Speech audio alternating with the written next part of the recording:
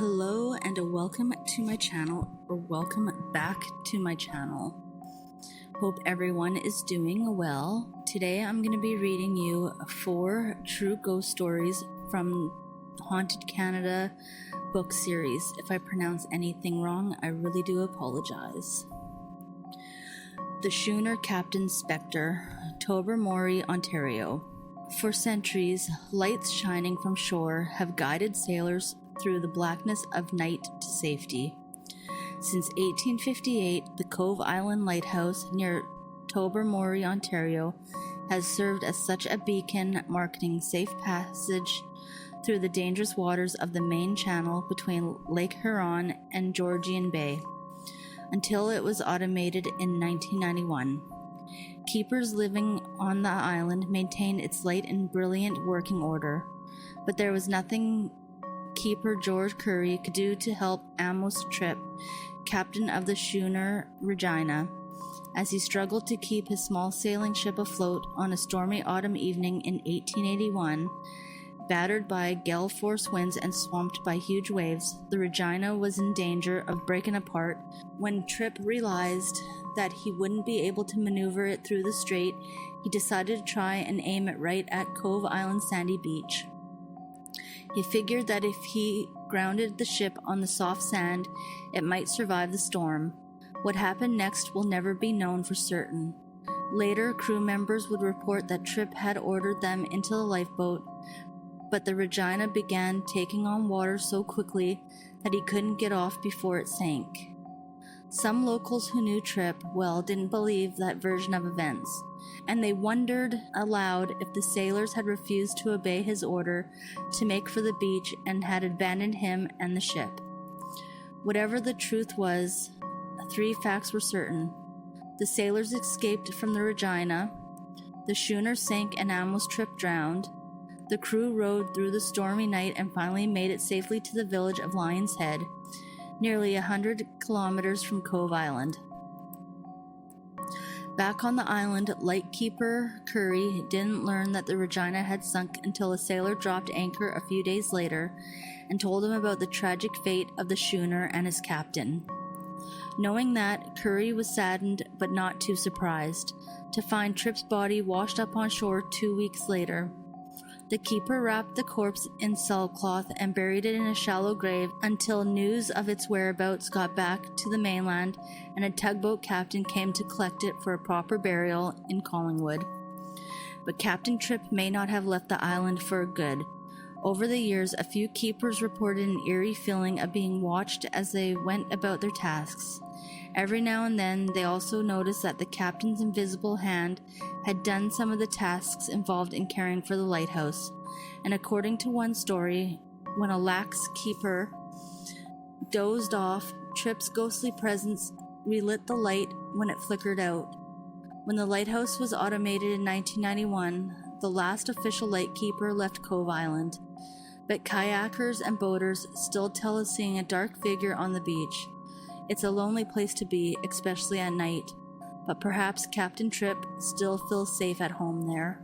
Keeper of the Light, Toronto, Ontario. The Cove Island Lighthouse looks out over the windswept waters of Lake Huron, stunningly beautiful, but desolate too. It's the perfect setting for ghostly appearances by a schooner captain who went down with his ship nearby. But why would a ghost be haunting a lighthouse on a cottage-dotted island just a few minutes ferry ride from downtown Toronto? The Gibraltar Point Lighthouse, on what's now called Centre Island, was built in 1808 to mark the safe entrance into Toronto's harbour. A 6-sided stone structure that stood 16 meters high. It was topped by a light burning so brightly that on a clear night it could be seen from a distance of several kilometers. The original lamp was fueled by whale oil, climbing the tower's 70 steps to light it, and keeping it burning was the job of lighthouse first keeper John Paul Reidmuller. Reidmuller worked at Gibraltar Point from 1809 to 1815. He lived in a small keeper's house built near the lighthouse. At the time, the point was at the end of a long sandy peninsula connected to the mainland.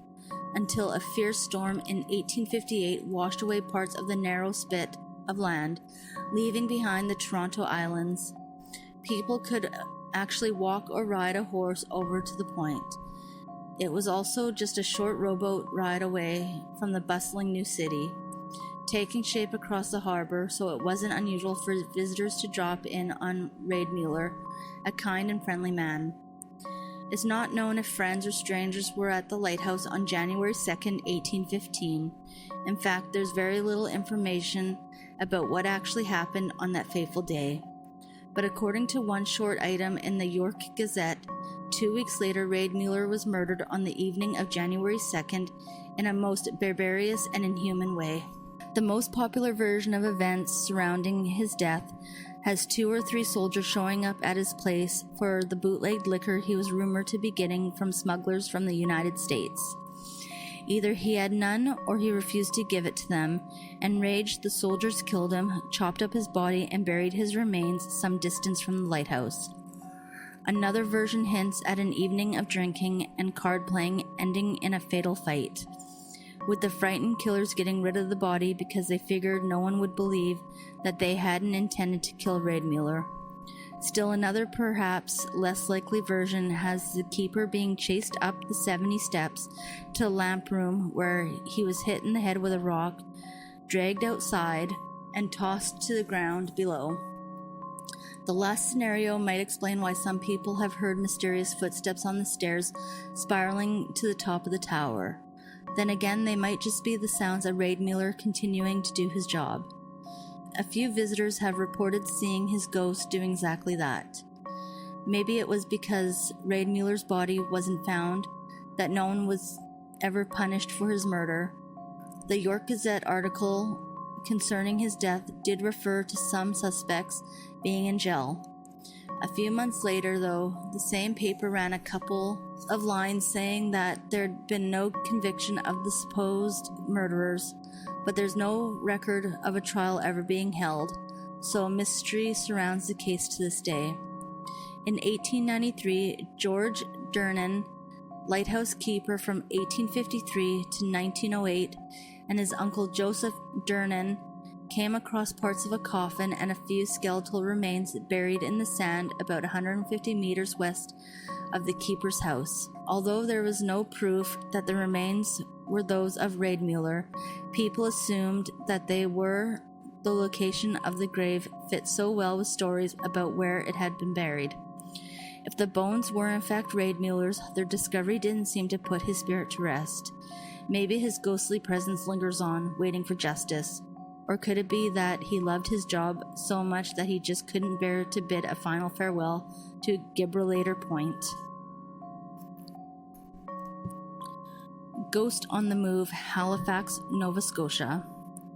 For generations, the ghost of a young soldier named Alexander, nicknamed Double Alex, haunted the Sambro Island lighthouse, guarding the entrance to Halifax Harbor. He would be seen wandering the beach and heard moving around the lighthouse. He was also blamed for unexplained knocks on the keeper's house door and for items being mysteriously moved from where they'd been left. Back in the 1830s, Alexander was one of a small group of soldiers stationed on the island to maintain the lighthouse, according to locals who have been passed down his story. He headed off to the mainland for some fun.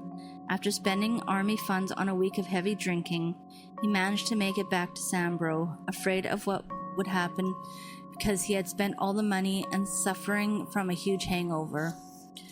When his captain refused to give him a shot of rum to help ease the pain, he stumbled off and hanged himself in an outbuilding.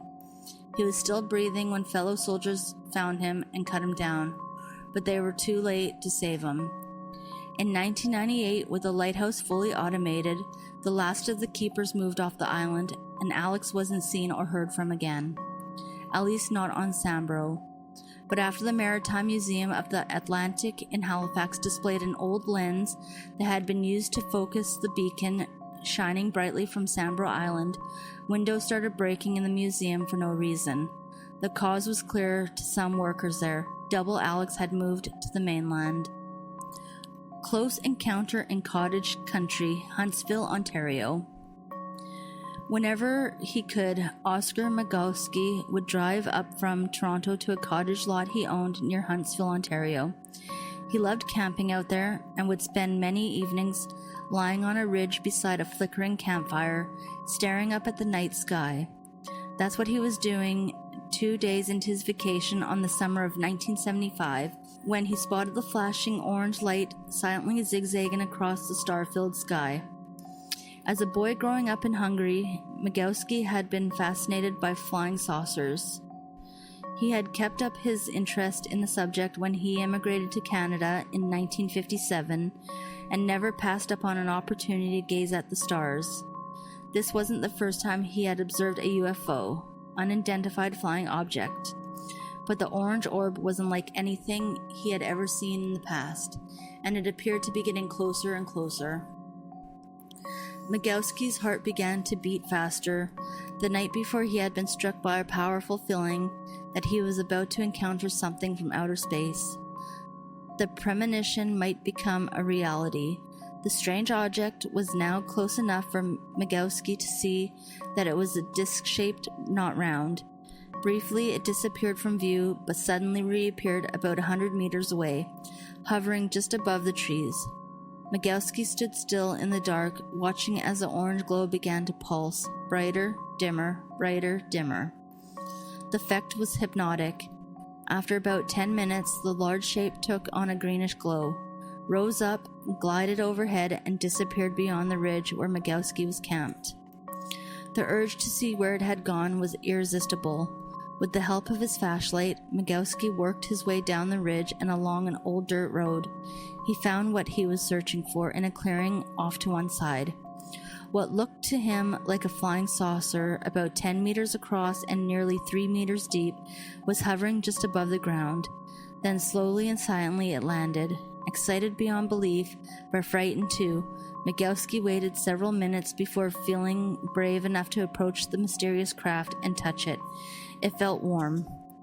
In My Space Odyssey in UFOs, a book he published 5 years after his amazing encounter, Migalski described in detail how he struggled to find the courage to step through the door-like opening that parted before him, and how he stayed inside an eerily lit chamber for some time before exiting and watching it lift off and disappear. As a believer in alien life and exploratory voyagers from outer space, he was very calmer and braver than most people would be in such a situation, but he also described being absolutely terrified at one point. In the moments after he had stepped aboard and the doors slid shut behind him, Migalski concluded that the spaceship was some sort of unmanned robotic vehicle of unknown origin, a true UFO. But one can't help thinking, as Migalski did, about what might have happened if that door had never slid open again. Thank you for listening. If you like this type of content, please consider subscribing and liking my channel, and I will see you on the next one.